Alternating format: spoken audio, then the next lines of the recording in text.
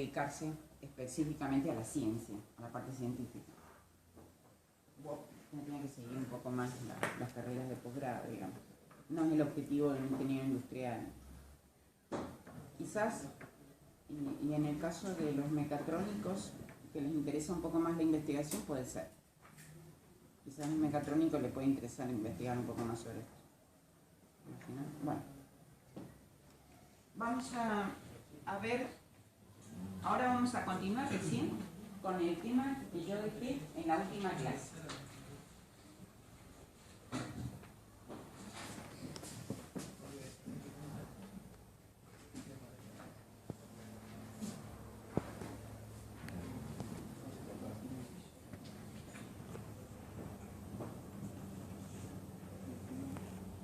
Vuelvo a trazar una curva.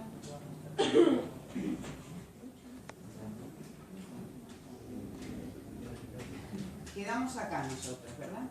Vamos a seguir con la curva C, no nos vamos a hacer mucho lío, y vamos a estudiar el último razonamiento de este apunte. ¿Cuál es? Yo les dije que siempre la austenita que está a la izquierda del inicio, se va a transformar siempre se va a transformar en ferrita y cementita. Lo que sucede es que la ferrita y la cementita van a tomar un aspecto o una morfología diferente según la temperatura de transformación.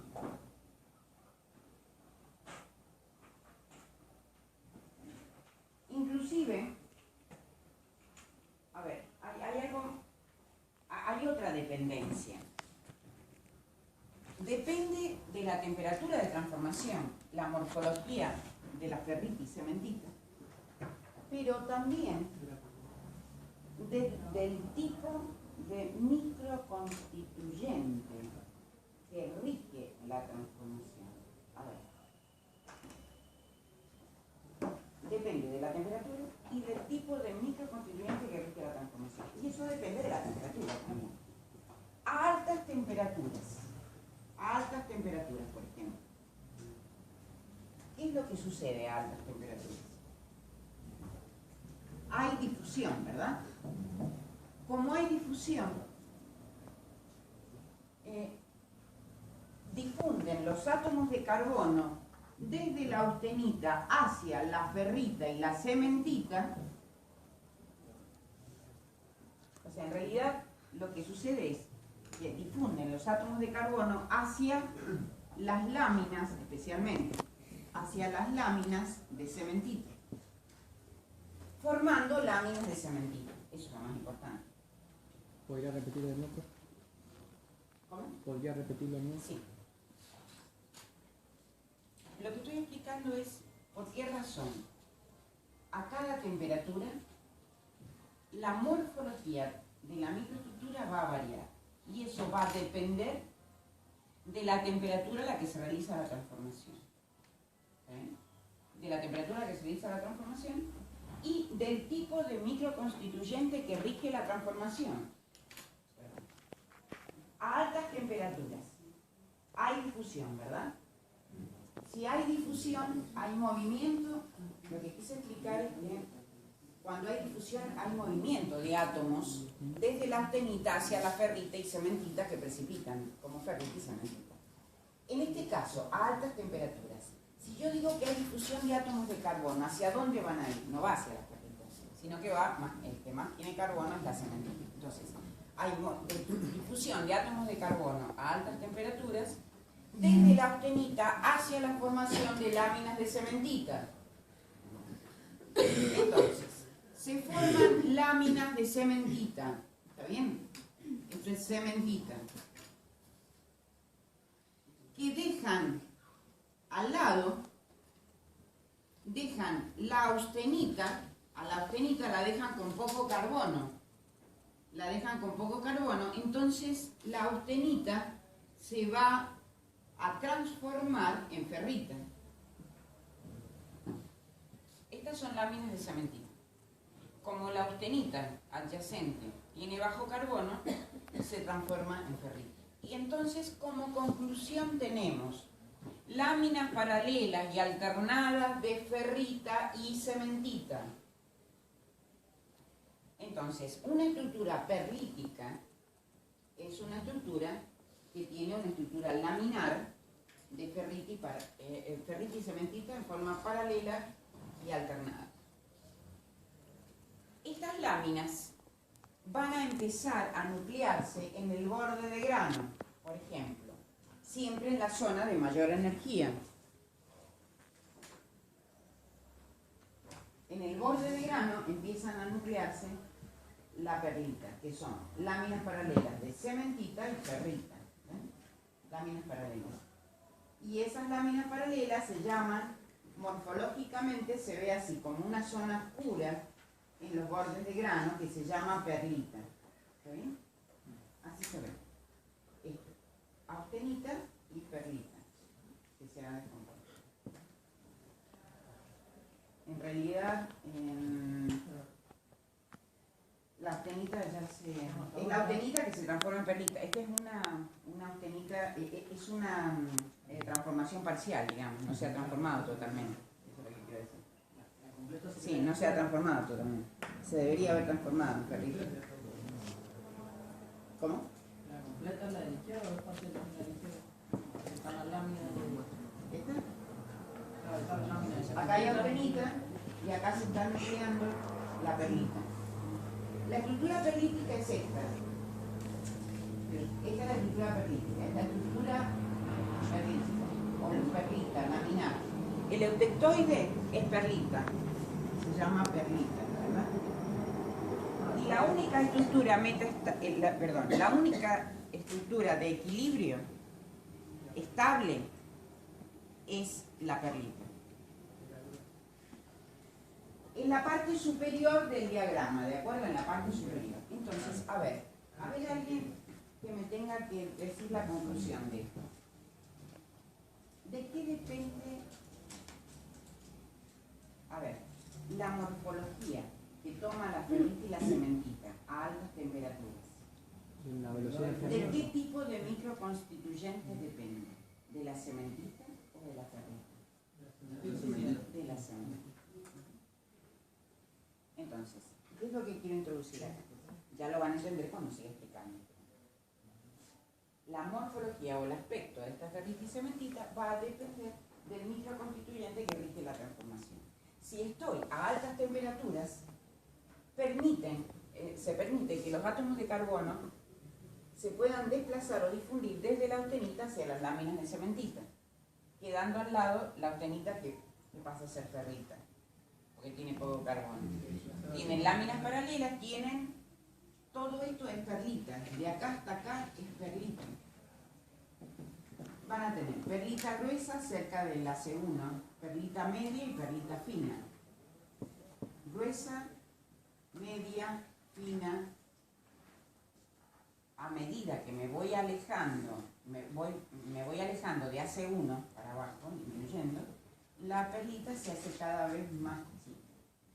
Porque se supone que el grado de subenfriamiento es cada vez mayor y al aumentar el grado de subenfriamiento estoy mejorando la nucleación. Entonces la perlita va a ser más fina en el caso que esté más cerca de AC1.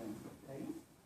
Entonces, el microconstituyente que rige la transformación perlítica es la cementita.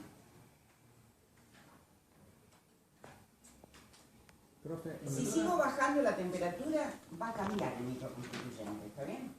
Sí. en el caso de que el enfriamiento fuera rápido, ¿tendríamos menos cantidad de cementita y mayor cantidad de hierro alfa? ¿O no? Si fuera un Más enfriamiento rápido, Claro. ahora voy con eso. ¿Qué pasa si... Estoy hablando de transformaciones isotérmicas, ¿está bien? Entonces no estoy hablando de enfriamiento demasiado rápido. Pero si fuera un enfriamiento rápido, está bien, lo que quiere decir es lo siguiente. Un enfriamiento rápido, no muy lento. Un enfriamiento rápido implica, acuérdense que estas curvas se obtenían de dos maneras. Con enfriamiento continuo en forma isotérmica. ¿Cómo estoy trabajando ahora? En forma isotérmica. O sea, ¿Qué significa trabajar en forma isotérmica? Eso ya lo van a repasar con ingeniería física. Es austerizar, enfrían, por ejemplo, hasta esta temperatura, mantengo la temperatura constante, acá se inicia y acá termina. ¿Está bien? Eso significa a temperatura constante. Depende de la temperatura, va a ser la microestructura que obtengo y depende de la microestructura las propiedades del material. Pero también podría llegar a esta curva con enfriamiento continuo. ¿Se acuerdan que yo les dije que las curvas obtenidas, obtenidas con enfriamiento continuo respecto de las obtenidas en forma isotérmica, se desplazan a temperaturas más bajas y a tiempos más largos? Ya se los dije. Si fuera con enfriamiento continuo sería así. ¿Qué significa? Que la variable en este caso del proceso sería la velocidad de enfriamiento. Y las transformaciones se producen según los cortes que tiene la curva de enfriamiento con las isotermas consecutivas o sucesivas. Ahí se producirían cortes con las isotermas y ahí es donde se produce la transformación. Acá donde comienza y acá donde termina. Para explicar lo que vos dices, ¿qué significa un enfriamiento rápido? Si yo hago un enfriamiento lento, pues voy por acá.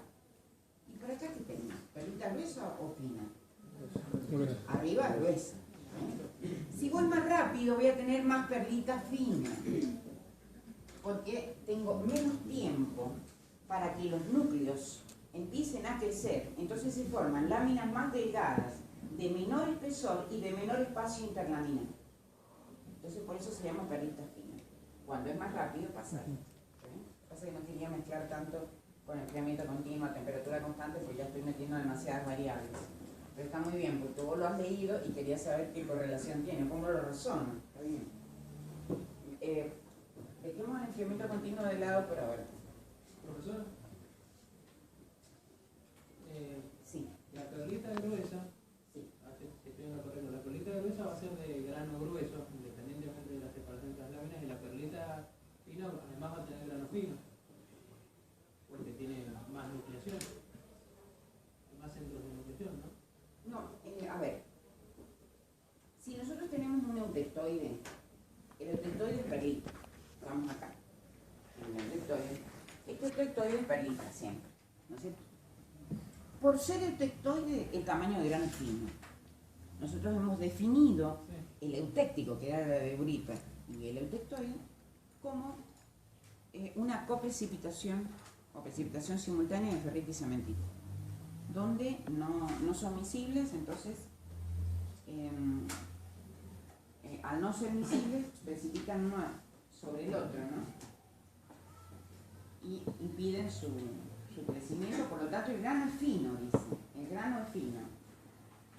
Si el grano es fino, nosotros decimos que las interfaces no van a ser muy grandes, o sea, van a ser pequeñas, pero ahí yo no estoy distinguiendo entre perlita fina y perlita gruesa. Claro, pero...